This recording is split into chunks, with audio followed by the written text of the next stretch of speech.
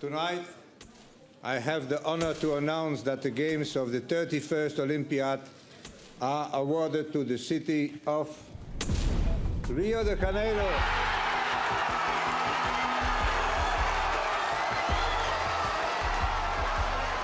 An explosion of joy on the streets of Rio. 2 weeks later, an explosion of violence as a police helicopter is shot down by drug traffickers. The government's reaction to intensify the crackdown in the city's slums. But who is bearing the brunt? When there's not a threat, you have to invent a threat. And the threat here is the poor, the dirty, poor person that's going to steal your purse on Copacabana. This week, we're in Rio de Janeiro to look at the fault lines running through this future Olympic city. The graffiti behind me shows how many people feel about the Olympics. It says, Rio 2016, they forgot about us.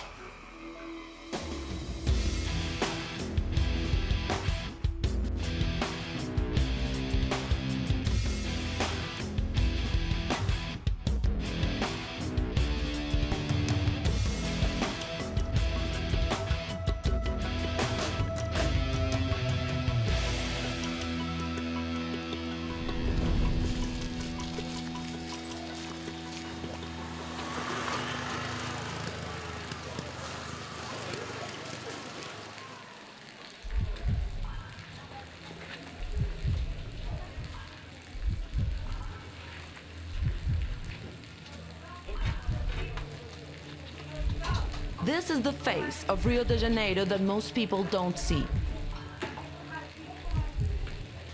These men are military police special forces, or BOPE. We're in a slum or favela called Cantagalo, just a few minutes from Rio's famous beaches. These alleys were, until a few days ago, under the control of the Red Command, the city's largest drug trafficking gang.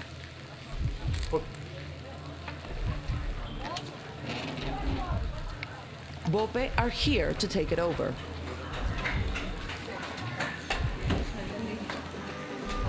The police is already establishing a presence in this favela, but the special forces are telling me that they still have some sniper here and some drug dealers who are left who did not flee when they invaded.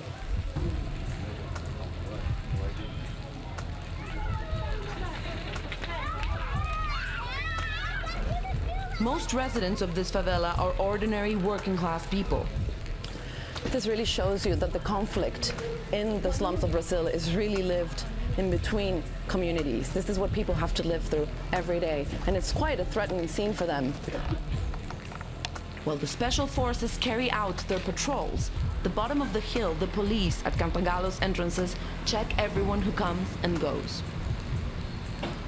The police, the riot police, is checking the cars that come out of the favela or the slum and into the slum. The slums here usually have 2 or 3 entrances maximum, and they are placing themselves in this one to check everything that people are transporting in and out of here. The government is calling this pacification. It looks more like a military occupation. Bullet holes bear testament to regular shootouts. These, we're told, came from police guns. And police bullets aren't just shattering windows. Human Rights Watch report last month accused Rio and Sao Paulo police of killing over 11,000 people since 2003. Many, the report claims, were executed by the police, shot at point-blank range. Many were innocent, and on many occasions the police tried to cover up the evidence.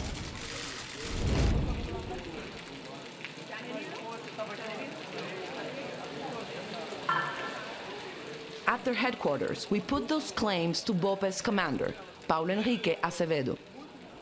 We've heard some criticism about the police tactics when they go in to the favelas, when they first go in, that there have been cases of attacking people who are innocent, not necessarily armed. Yo tengo 25 años de policía. Yo no entré en 25 años en una favela tirando. Hay casos, muchos casos, que la población es presionada por el grupo de traficantes para hablar cosas que no son verdad. As the BOPE move out on another mission, We head in another direction. Jomara Francisco's son, Felipe, is just one of those killed by the police. She says he had nothing to do with drug trafficking. He was, she says, in the wrong place at the wrong time. O Felipe virou de lado, quando o Felipe virou, ele já mandou o tiro nele. Sem mais nem menos, não teve troca de tiro, não teve nada. Tanto que seu Luiz, que estava junto com o Felipe, falou, Gilmara, não teve troca de tiro nenhum. The police never asked anything. They just shot him in the back? Nada, ele já chegou e deu o tiro quando ele virou assim ele deu uma virada, que ele estava assim, o policial veio da rua atrás dele. E vi quando o policial atirou nele e botou a mão na testa e falou, caramba, matei um inocente. Felipe was 17 years old. He left behind a broken mother. His death has not been investigated.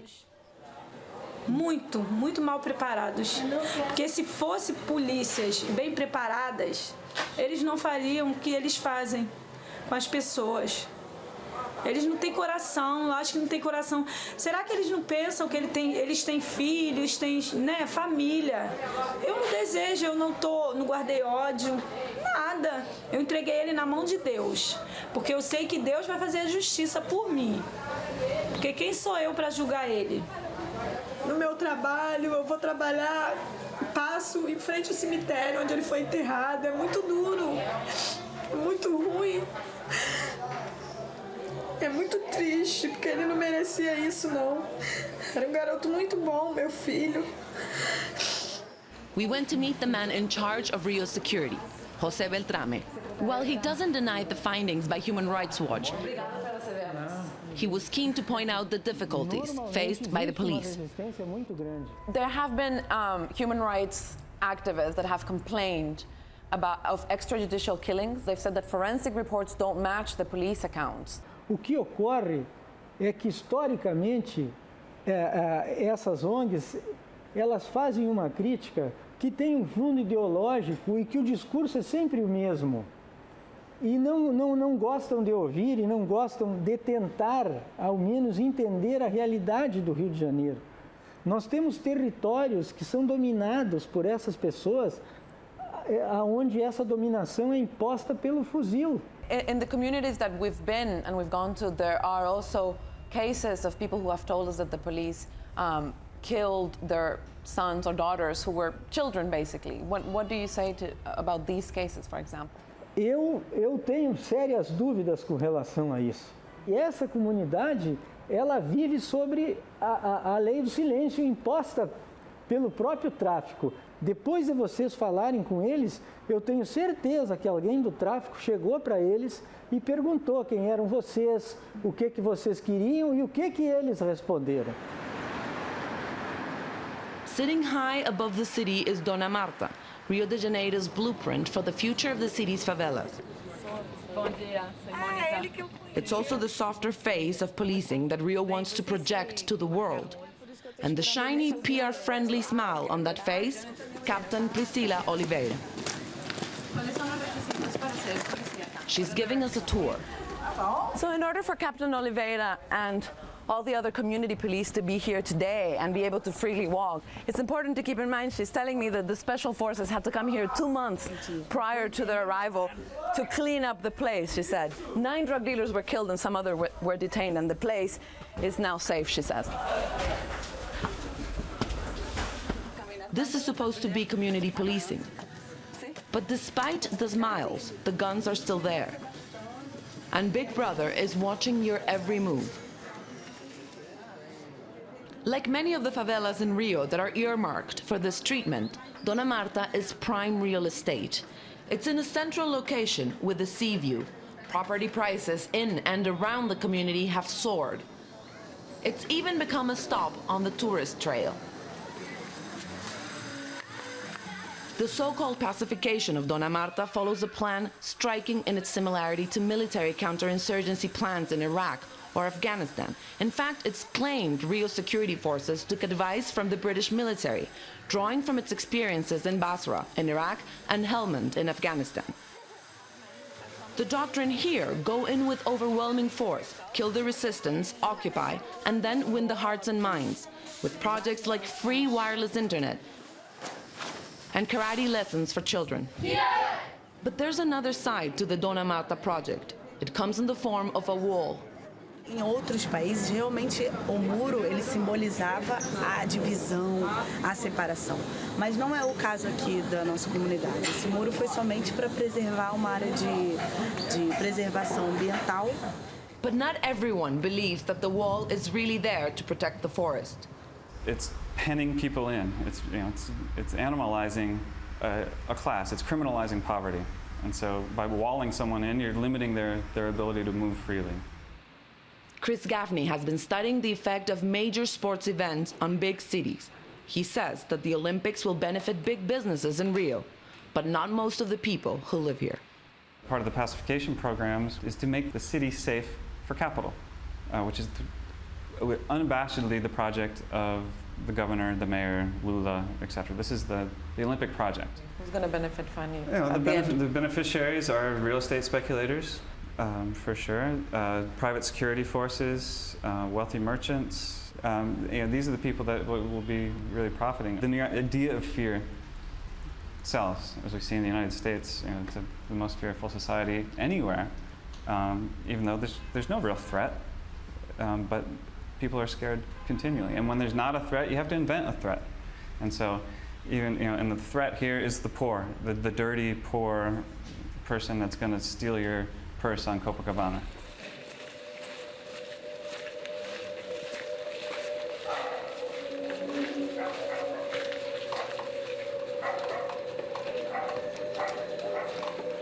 Back in Cantagalo, BOPE have invited us to join them on a night patrol.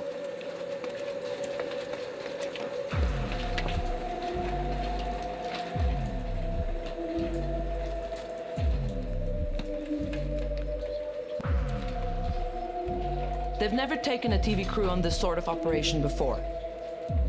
It's 2 weeks before Christmas, and they're keen to show us that they're gaining control of the favela.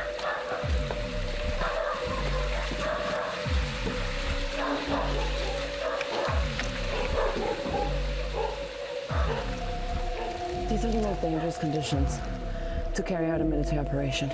And obviously the special forces have told us that it's extremely dangerous because it is at night when they get attacked the most. Patrols like this will undoubtedly become more commonplace in the coming years. An astonishing $500 million has been earmarked for security for the Olympics. A huge portion is expected to go towards these sorts of operations. There's no gunfire tonight. The traffickers are either hiding or have fled. But this is just one favela in a city where over 1 million live in slums. It's thought that around 2/3 are controlled, at least in part, by drug traffickers. Tomorrow, we're hoping to meet some of them.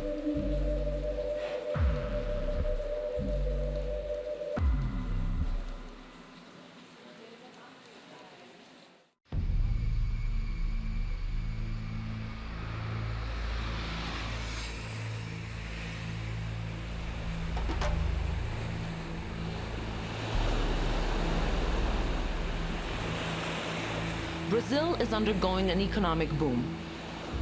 And with the prestige of an Olympic Games on the horizon, money is flooding into Rio de Janeiro. But so too are the poor. The number of Rio's illegal slums or favelas is rising.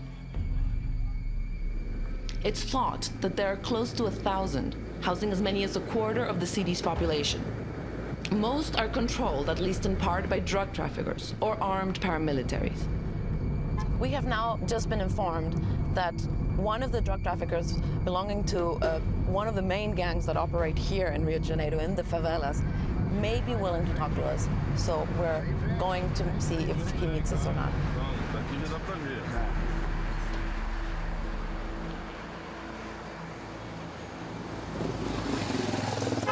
After several more phone calls and negotiations about what we could and couldn't film, he does finally agree to meet us.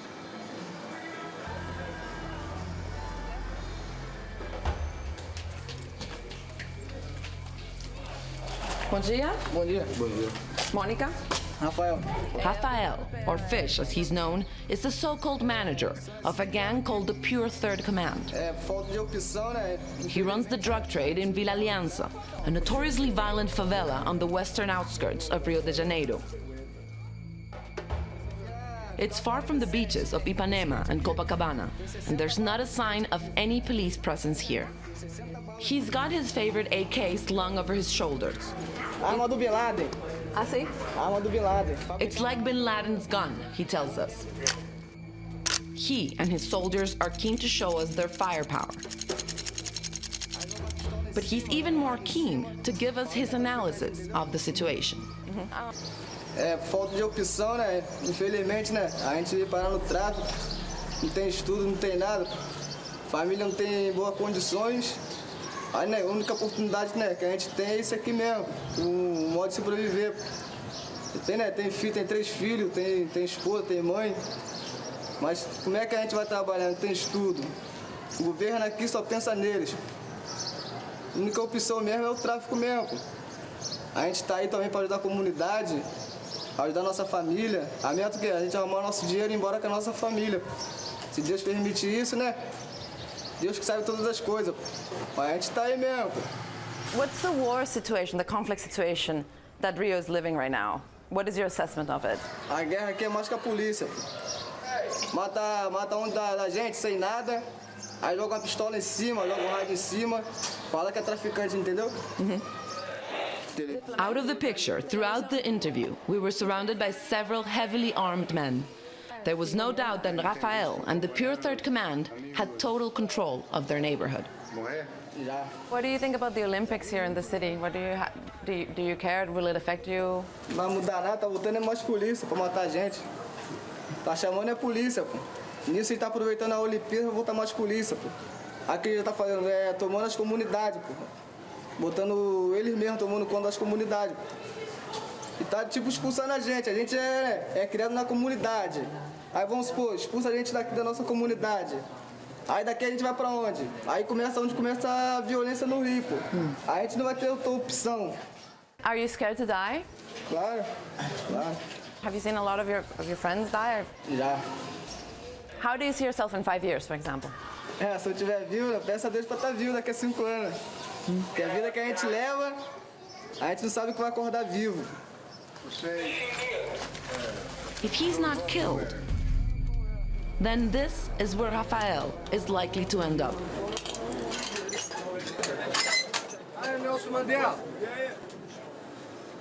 Just a few kilometers outside Rio, a police van unloads its latest prisoners.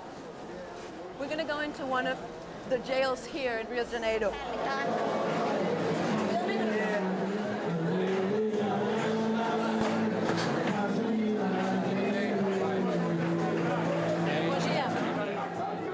We're being let in.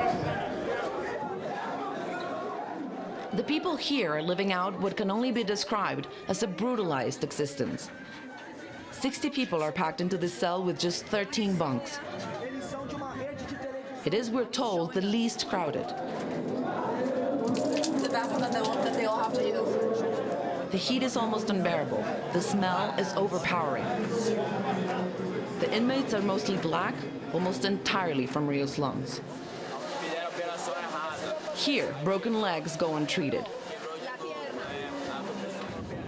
As Rio gears up for the Olympics, the city's crackdown means that the problems of overcrowded prisons will only get worse. This is a kind of concentration camp. Antonio Carlos Costa is an evangelical pastor who is fighting for better conditions for the prisoners here. In a democratic country, in a country where the economy is so strong, but human rights, something that is not inside in our culture. And this is a tragedy, because the treatment they receive here, they reproduce when they go to the street again. Most of these men are being held in this police jail illegally. According to Brazilian law, they should only be here while they give testimony in court, are being screened, or having their fingerprints taken. This man has been here for 6 years. Before that, he was a drug dealer. A gente está aqui como? Sofrendo, pagando, mas tem pessoas que estão aqui injustamente, que a justiça também é falha. Eu estou provando do meu próprio veneno, as consequências dele. Então eu peço para as pessoas, os jovens de hoje, que pensem muito bem antes de agir ilicitamente, porque as consequências não valem a pena. A vida lá fora é muito boa, ter mais atenção à família.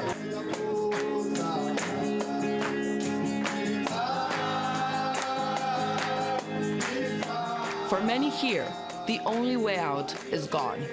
In a city crowded with men and women on the margins, evangelists are finding fertile ground.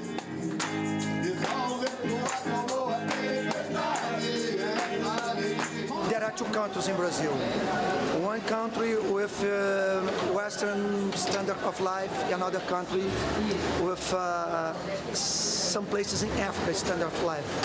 So social injustice is our biggest problem.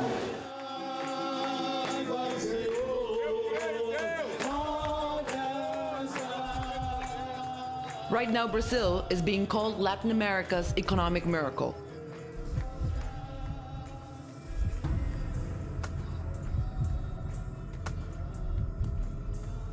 But for every success story, there is also one of failure.